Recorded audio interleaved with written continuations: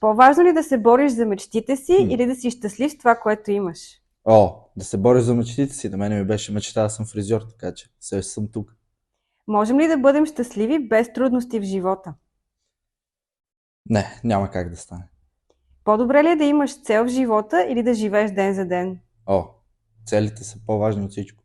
Здрасти, аз съм Велян, на 22 години, работя в най-доброто студио в София като цяло и всичко останало е изненада. Който иска ще разбере. Могат ли истинските приятели да се различават коренно в мненията си? Да?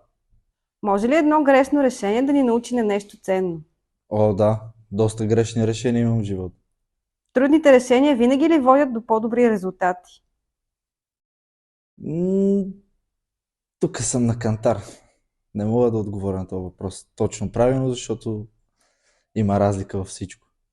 Кое е по-важно, да постигнеш целите си или да помогнеш на другите да постигнат техните? Ако може някакъв баланс да постигнеш, е най-добре по принцип. Еднакво уважение ли имаш и към мъже и към жени? Да. Любовта винаги ли означава компромиси? 90% да.